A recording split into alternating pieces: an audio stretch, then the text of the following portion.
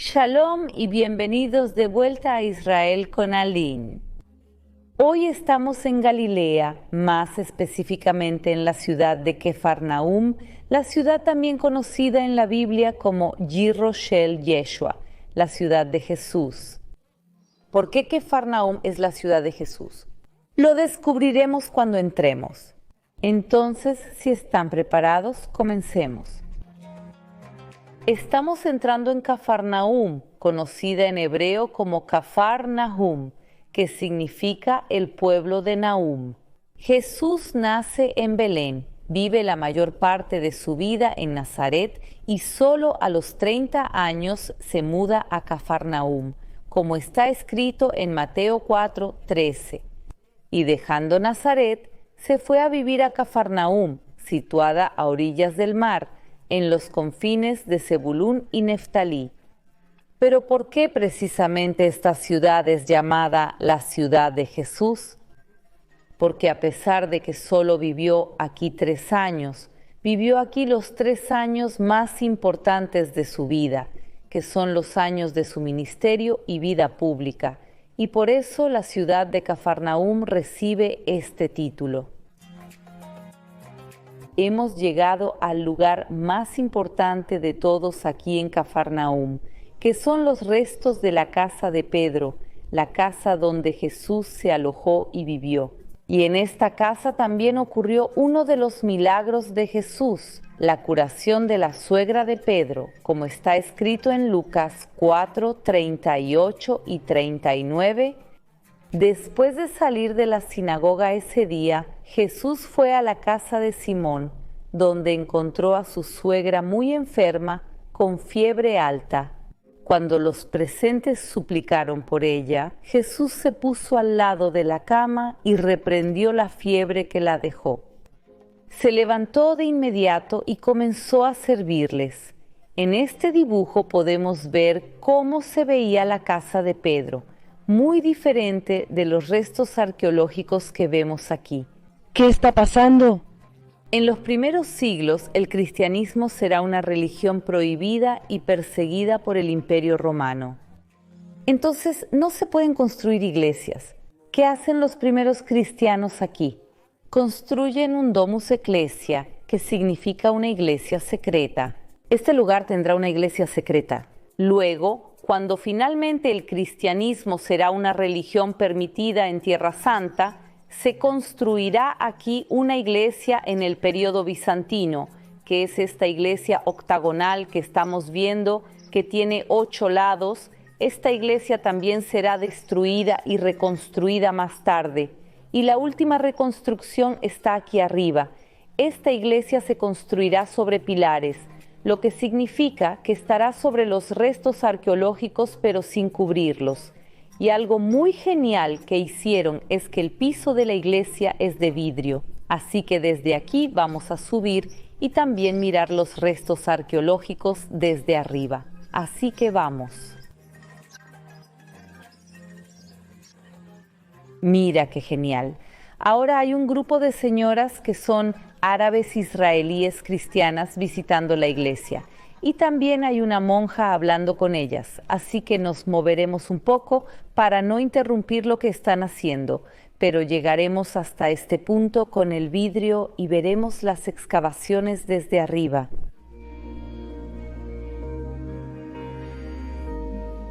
Las excavaciones arqueológicas de Kefarnaum comenzaron en 1838, es decir, hace 180 años. Y por eso voy a mostrar ahora fotos para ustedes de antes de que esta iglesia fuera construida. Podemos ver claramente la iglesia bizantina octagonal, pero también podemos ver algunas paredes que parecen un poco aleatorias. Estas son las paredes más antiguas, tanto de la Domus Ecclesia, de la iglesia secreta, como también de la casa de Pedro. Y esta iglesia por la que estamos caminando ahora solo se construyó en 1990. Quiero decir, es súper moderna para los estándares de Israel. Hoy en día, Kefarnaum es un parque arqueológico, pero hace 2000 años era una ciudad una ciudad súper importante de Galilea. Entre las personas que vivían aquí estaba Pedro, pero no solo él. Había una ciudad entera aquí y podemos ver un pedacito de ella hasta Jumim. Estas piedras negras son restos de casas de Cafarnaum, precisamente del período de Jesús, del período romano. Una cosa interesante es que vemos que todas las piedras de construcción son negras. ¿Por qué? Porque estamos muy cerca de las colinas de Golán. Y las colinas de Golán en realidad son volcanes inactivos. Y toda esta región fue cubierta de lava hace mucho tiempo.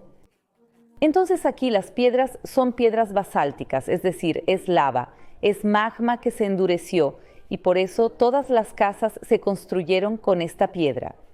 Pero de repente, caminando aquí en Cafarnaum, vemos un edificio que es diferente a cualquier otro edificio. Observen que allí, al fondo, hay un edificio blanco. ¿Qué será lo que era?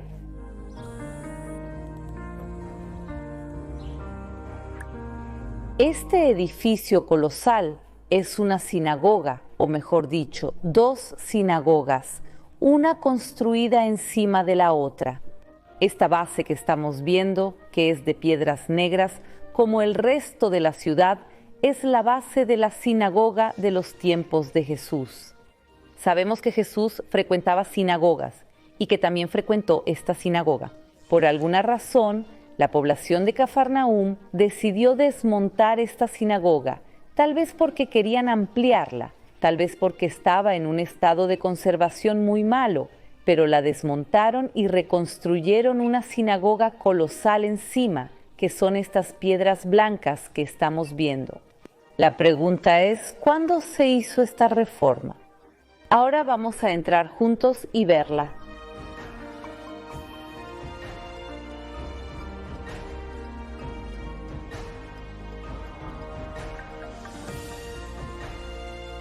Entonces, ¿de cuándo es esta parte de la sinagoga y cómo pueden descubrirlo los arqueólogos?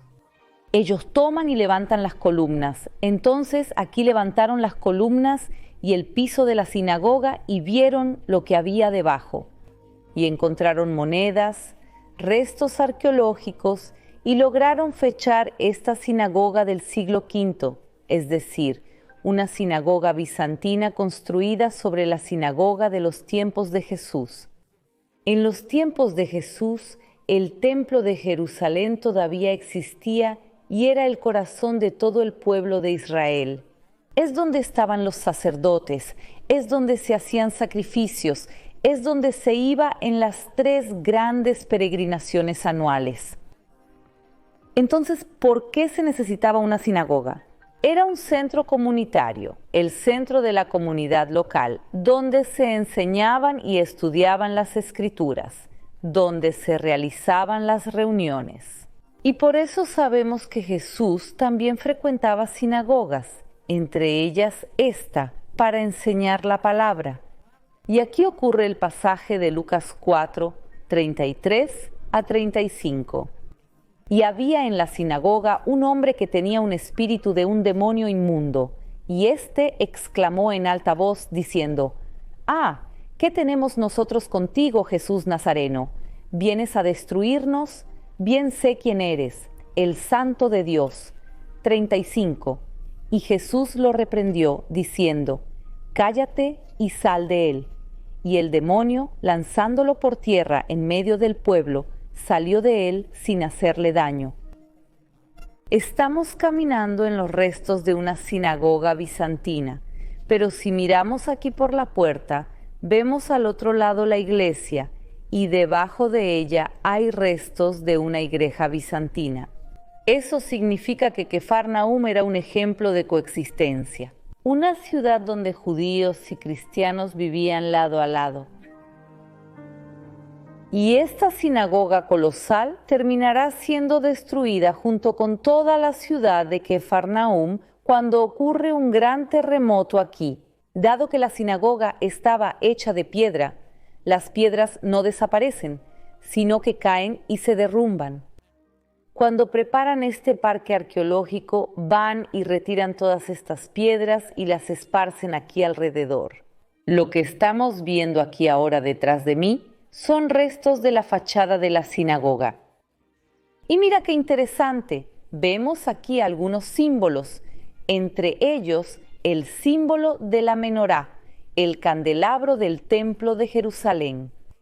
Recordamos que la sinagoga y el templo son dos cosas diferentes, pero a pesar de que cuando esta sinagoga fue construida, el templo de Jerusalén ya había sido destruido, la memoria del templo seguía y sigue viva.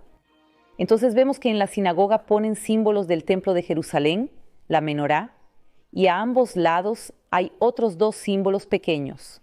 Uno que parece un símbolo de Nike, pero no lo es. Es un shofar, que es una trompeta hecha de cuerno que se tocaba. Y del otro lado el símbolo que es una pala, que era la pala utilizada para retirar las cenizas del templo de Jerusalén. Pero hay un símbolo que vamos a ver si ustedes pueden descubrir qué es. Es una construcción sobre ruedas. Esta construcción simboliza el templo de Jerusalén y más específicamente el Arca de la Alianza.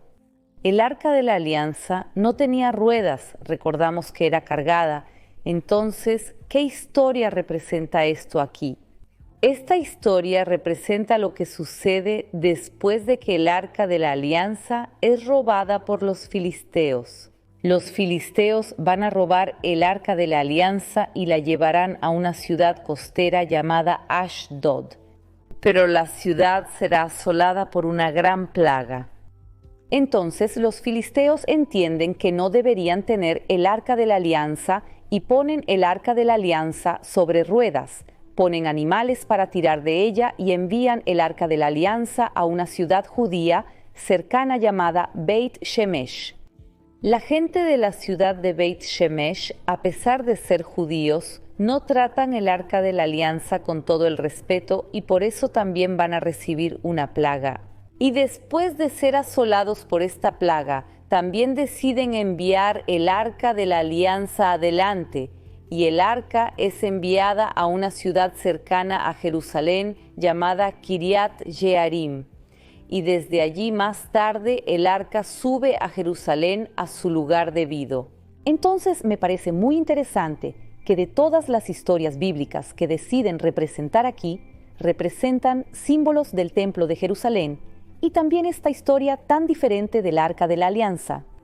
Pero ahora es el momento de continuar nuestro recorrido. ¡Vamos allá! La ciudad de Cafarnaúm verá muchos otros pasajes bíblicos, por ejemplo, la curación del paralítico. Vimos un poco de las casas de la ciudad.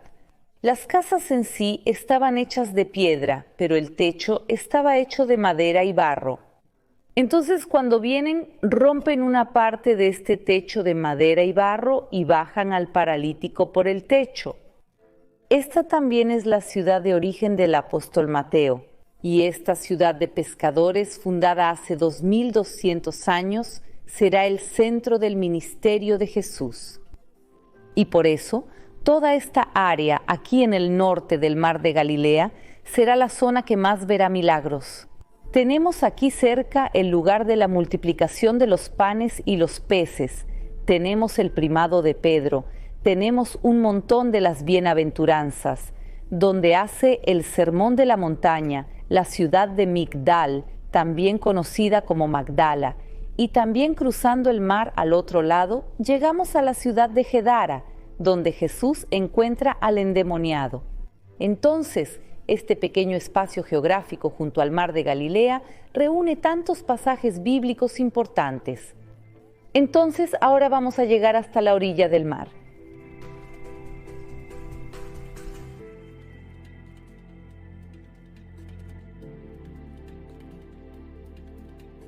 Y aquí podemos ver por qué Pedro vivía en esta ciudad. Pedro era pescador y justo al lado de Cafarnaúm se encuentra el mar de Galilea, que es un gran lago de agua dulce. Pero piensen en aquellas personas que vivían aquí hace 2.000–3.000 años. Esta cantidad de agua es como si fuera para ellos un mar entero. El mar de Galilea sigue siendo esencial para Israel. Hasta el día de hoy es una de las mayores fuentes de agua potable del país. Y aquí podemos ver la transparencia y la limpieza del agua. Entonces, cuando vengan a Israel y vengan a visitar Cafarnaum, tomen unos minutos, siéntense aquí junto al mar, escuchen su ruido y vean lo que se veía en los tiempos de Jesús. El paisaje aquí está prácticamente intacto y también por eso Cafarnaum es como hacer un viaje en el tiempo. Espero que hayan disfrutado de nuestro paseo aquí en Cafarnaum hoy. No olviden darle like y suscribirse al canal para más videos. Un gran beso, un agradecimiento especial a mi padre que está sosteniendo la cámara hoy y nos vemos en la próxima.